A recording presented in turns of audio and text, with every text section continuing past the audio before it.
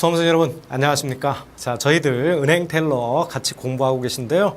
우리 지난 2시간에 걸쳐 가지고 가장 기초적인 통화, 금리, 금융시장 이런 것들에 대해서 같이 한번 공부를 해봤고요.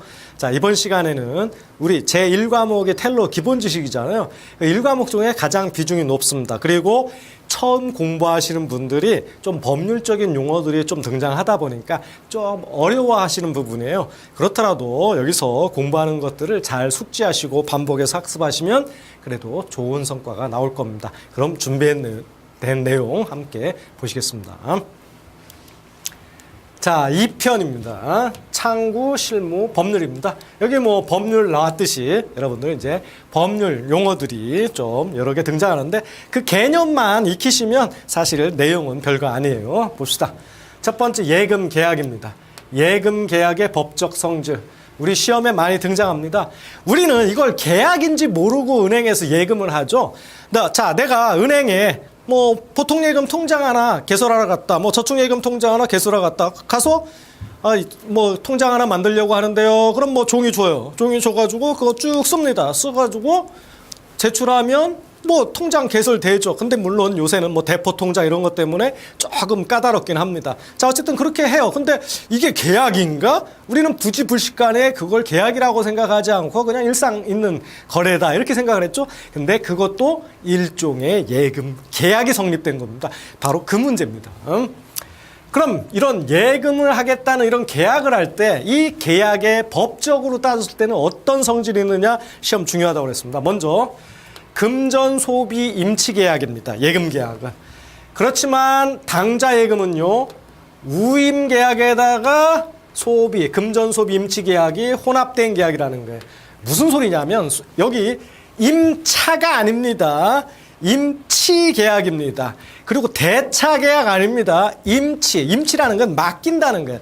자, 여러분들이 은행에 예금을 하잖아요. 예금하면 은행은 그 받은 돈 갖고 대출해 주거나 곳곳에 자유롭게 쓰다가 여러분들이 내 돈 달라고 그러면 그 돈 주면 된다는 거예요. 그래서 은행은 돈을 갖고 맡겨서 자유롭게 쓰다가 달라면 준다. 그게 바로 소비, 임치. 자유롭게 쓰다가, 소비하다가, 즉 막혀놓고 쓴다. 소비 임치입니다. 그러다 달라면 준다. 그래서 이걸 소비 임치 계약이라 합니다. 당좌 계약은 이런 소비 임치 계약에다 뭐가 더 들어가 있냐면요. 위임 계약이 들어가 있어요. 당좌 계약은 뭐냐면 여러분 당좌 예금 계좌는 우리가 수표 같은 걸 발행할 수 있어요. 그러다 보니까 여러 당좌 예금을 딱 하면 일단 돈은 임치 계약인데 당좌 수표를 써요. 그래서 만약에 누가 당좌 수표를 갖고 은행에다가 제시를 하면 은행은 그걸 보고 그 돈을 준단 말이에요. 그런 사물을 은행한테 맡긴 거죠. 그래서 그걸 위임 계약이라고 합니다. 그래서 여기 두 가지가 혼합된 계약이라는 거예요.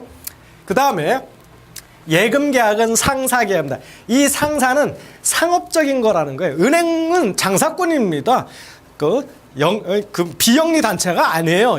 장사를 목적으로 합니다. 그러니까 장사하는 사람과 기업과 계약을 맺었으니까 그거는 민사 계약 아니고 상사 계약이라는 게 상거래 계약입니다. 그래서 예금 채권에 이런 것들은 소멸시효로 하는 게 있어요. 소멸시효는 뭐냐면 여러분들이 예금을 해놓고 몇 년 동안 찾아가지 않으면 권리를 상실할 수 있어요. 그게 바로 5년입니다. 5년이라는 거 기억해 주시고요. 그리고 예금 계약은 부합 계약입니다.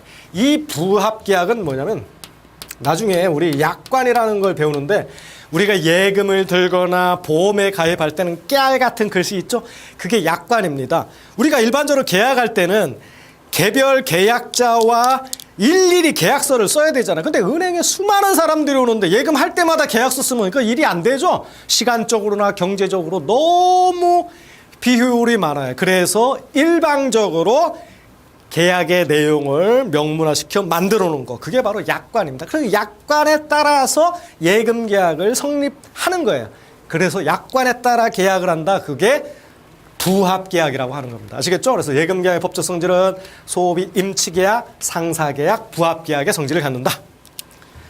자, 그런데 이제 각종 여러 예금이 있는데 각 세부적인 예금 계약의 법적 구조를 살펴보면 보통 예금과 저축 예금은 입출금이 자유로운 예금이죠. 그렇기 때문에 질권 설정이 금지되어 있습니다. 나중에 질권 설정도 뒤에 나오는데, 자, 질권이라는 건 여러분들, 내가 은행에서 부동산을 담보로 잡히고 돈을 빌리면 은행은 돈을 빌려주는 대신에 얘가 돈을 못 갚을 때를 대비해서 얘가 갖고 있는 부동산에다가 은행의 권리를 표시해 놓죠. 그게 바로 저당권이라고 하는 거예요. 근데 부동산에서는 그런데 만약에 은행이 대출을 해주면서 이 사람이 갖고 있는 예금에다가 권리를 표시해 놓는 거, 이걸 우리가 질권이라고 합니다. 질권을 설정합니다. 그러면 만약에 내가 대출금을 못 받거나 그러면 은행이 권리를 행사할 수 있게 이런 조치를 해놓는 게 예금행 같은 데다 해놓는 걸 질권 설정한다고 해요. 아시겠죠? 그래서 그렇지만 입출금이 자유로운 예금은 말 그대로 입출금 자유로운 목적이다 보니까 이 질권 설정 금지가 돼 있습니다. 그렇지만 은행이 승낙하면 양도는 가능해요. 양도는 다르죠. 내 이 예금을 다른 사람한테 넘기는 거죠. 근데 양도도 그냥 가능한 게 아니에요. 은행이 승낙해야 가능합니다. 자, 정기예금. 예치기간이 약정된 금전소비 임치계약입니다. 그죠? 1년 만기 정기예금에 들었으면 1년 뒤에 내가 찾겠다고 약속하는 거잖아. 기간이 정해진 소비 임치계약입니다. 기한의 이익이 은행에 있다. 이게 중요해요. 은행. 그리고 기한의 이익. 기한의 이익이라는 게 뭐냐면 기한이 있음으로써 얻는 이익이라는 뜻이에요. 이거 줄임말인데 무슨 소리냐? 정기예금은 내가 1년 만기 정기예금에 들어오면 이 예금을 들고 내가 1년 뒤에 찾아가겠다고 약속한 거예요. 그렇게 기한을 정해놨기 때문에 그 이전에는 은행이 그 돈을 마음대로 쓸 수 있어요. 근데 여러분들이 그 기한 정한데도 불구하고 중간에 찾아간다고 그러면 은행은 기한이 있음으로써 쓸 수 있는 그 이익을 침해받아요. 그러니까 기한 이익을 상실한다고 그래요. 그래서 어쨌든 이런 정기예금 같은 건 기한이 있기 때문에 기한의 이익이 누구한테 있다? 은행에 있기 때문에 예금주는 원칙적으로 만기일 전에는 예금 반환을 청구할 수가 없습니다.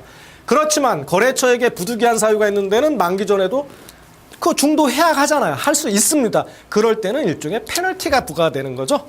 네.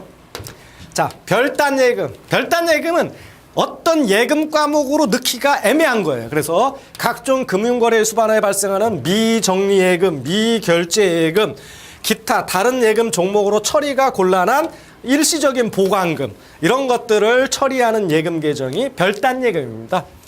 각각의 대전별로, 즉 이런 각각의 그 내용별로 법적 성격은 다 다릅니다. 그래서 별단예금이 뭐다? 요러요러한 일시적인 보관금, 이런 걸 해놓는 게 별단예금이라는 거 개념 알아두시면 되고요. 정기 적금. 적금 뭐예요?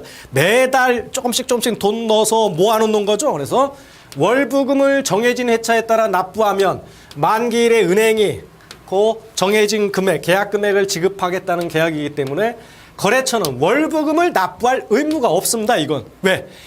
은행은 아무것도 없어요. 만약에 네가 잘 내면 그때 계약액 주겠다 그러니까 내가 못 내면 안 준다는 얘기요. 그러니까 내가 납부할 의무는 없는 겁니다.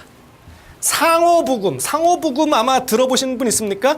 내가 일정 기간 동안 돈을 내면 목표 금액을 정해놓고 1년 정해놨다. 1년 1,000만 원 정해놨으면 매달 월부금을 3분의 1 기간 동안만 내면 나머지 1,000만 원을 대출받아서 나중 기간 동안은 원리금을 이렇게 상환하는 이런 것들이 이제 일종의 상호부금이죠. 그래서 이런 것들은 쌍무계약의 성질을 지닌다. 쌍무라는 건 서로 의무가 있다는 거예요. 예금자나 은행이나 서로 의무가 있다.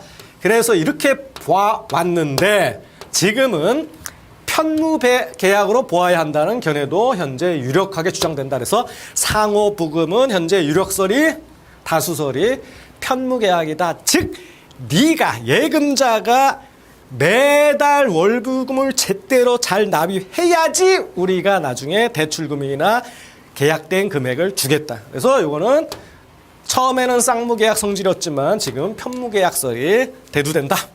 그 다음에 당좌예금. 위임계약과 금전소비임치계약이 혼합된 계약이라고 했죠? 이 수표를 갖고 온 사람한테 네가 돈 줘라 이렇게 맡겼다는 거예요. 위임계약.